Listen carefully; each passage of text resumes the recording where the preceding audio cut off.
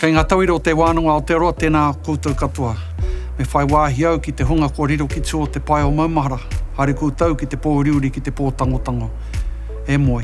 Ko hoki mai kia koutou, ngā tauira i kahanei ki te whaiwhai haere ngā mātauranga o roto i te wānanga o te roa i tēnei tau tonu nei, kone te mihi o te ngākau. Tēnā koutou, tēnā koutou, tēnā koutou katoa.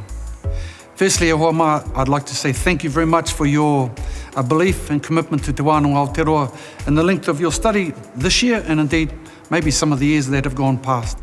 I hope that the studies have been beneficial to you and that we've been able to look after you, which is actually what we're all about, tauira success.